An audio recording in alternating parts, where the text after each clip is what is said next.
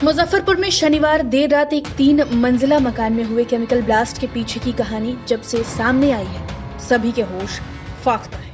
भला तीज के दिन कैसे कोई पत्नी अपने पति को घर बुलाती है और फिर उसकी निर्मम हत्या कर देती है। हत्या करने के बाद अपने ही पति के शव को गलाने के लिए केमिकल का इस्तेमाल करती है, लेकिन लाश गलाने के क्रम में ही हुए ब्लास्ट ने दरिंदगी की सारी हदें पार कर रही पत्नी के हैवानी चेहरे का पर्दाफाश कर दिया।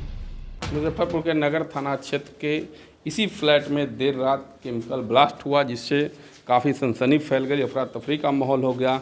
एक शव का भी अवशेष मिला है, इसके लिए फोरेंसिक की टीम मंगाई गई है और नगर थानेदार यहाँ मौजूद हैं जो छानबीन कर रहे हैं। सर, क्या मामला है, क्या अभी तक जो जानकारी? फॉरेस्टिक ब्लास्ट इसको नहीं कर सकते हैं। ये इसके घर के अंदर जैसा लगता है कि हत्या हुआ है।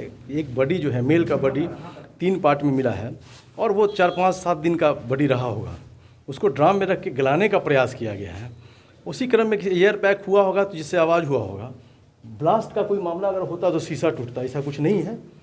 ये जस्ट लगता है, जितना स्मेल है यहाँ पे कि लगता है कि डेड बॉडी को जो है डिस्ट्रॉय किया जा रहा था साक्ष्य छुपाने के ख्याल। आरोप है कि 30 वर्षीय राकेश की हत्या के पीछे उसकी पत्नी राधा, उसके प्रेमी सुभाष और बहन बहनोई का हाथ था। पति की हत्या के बाद उसके शव को गलाने का पूरा सिलसिला राधा अपने प्रेमी सुभाष के घर पर कर रही थी। आवेदक मृतक परिजनों द्वारा आवेदन दिया गया है और इस पर 4 नामजद अभियुक्तों के विरुद्ध कांड दर्ज किया गया है और छापामारी जारी है, अनुसंधान भी जारी है। वरीय पदाधिकारी के निर्देश के अनुसार आगे कार्रवाई की जा रही है।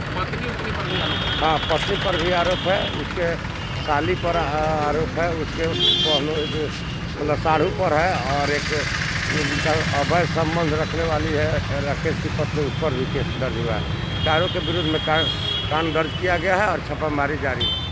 राकेश खुद अवैध शराब का धंधा करता था और पुलिस का वारंटी था, इसलिए छुप छुपा कर समय समय पर अपनी पत्नी से मिलने पहुंच जाता था। अपनी गैर हाजिरी में राकेश ने अपने साथी सुभाष को ही अपनी पत्नी की देखरेख का जिम्मा दिया था, लेकिन इसी बीच दोनों में प्रेम हो गया और दोनों ने राधा की बहन और बहनोई के साथ मिलकर राकेश की हत्या का प्लॉट तैयार किया। नगर थाना क्षेत्र के सिकंदरपुर ओपी अंतर्गत आने वाले आश्रम घाट के पास 18 सितंबर को देर रात्रि एक घर में ब्लास्ट हुआ और उसके बाद जब पुलिस पहुंची तो एक 100 के अवशेष मिले थे। उसका पता चल गया, परिजन भी उसकी पुष्टि कर दी। उसके परिजन है, क्या मामला है, आखिर राकेश की हत्या कैसे हुई?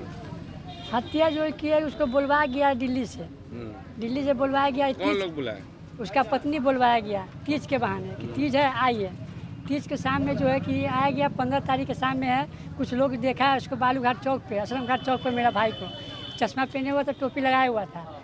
तो बोला कि राकेश आया हुआ था, वो चोरी छुपे आता था बेचारा, कुछ पुलिस के फरार था। हाँ, कुछ परेशानी था उसको। तो वो आता था तो अपना भेंट मुलाकात पत्नी से बाल बच्चा भेंट करके चला जाता था। तीज के बहाने उसका पत्नी बुलवाया गया था। उसके बाद जो है कि उसके बाद जो सुभाष कहाँ रहता था जिस पर आरोप है? वो उसका पत्नी के साथ रहता था। पत्नी के साथ? हाँ, एनी टाइम रहता था पत्नी के साथ। कारोबार में राकेश से जुड़ा हुआ था? हाँ, जुड़ा हुआ था, कारोबार में जुड़ा था, एनी टाइम पत्नी। आप लोगों ने जो केस किया उसमें किसका किसका नाम दिया? उसमें जो है कि उसका साला सारू का, साली का और सुभाष का, उसका पत्नी का नाम दिए हुए हैं। क्या नाम है पत्नी का? राधा देवी। आपका क्या नाम है? मेरा नाम दिनेश सनी हुआ। ये राकेश के भाई दिनेश हैं। राकेश चूँकि शराब का कारोबार करता था और इस मामले में वह पुलिस का फरारी था, तो लुका छुपी करके आता था और ऐसे में वो बाहर रहता था। उसके पत्नी के द्वारा तीज के मौके पर बुलाई गई थी और अपने प्रेमी सुभाष के साथ मिलकर और बहन के पति और बहन के साथ मिल करके उसकी निर्मम हत्या कर दी गई और 100 को पहचान छुपाने की नीयत से केमिकल डाल करके गलाया जा रहा था। इसी दौरान ब्लास्ट हो गई और पूरा मामले का उद्भेदन हो गया। फिलहाल नगर थाने में पत्नी राधा, उसके प्रेमी सुभाष समेत अन्य लोगों के खिलाफ नामजद प्राथमिकी दर्ज हो गई है और पुलिस अनुसंधान शुरू कर दी है। मुजफ्फरपुर से मणिभूषण शर्मा।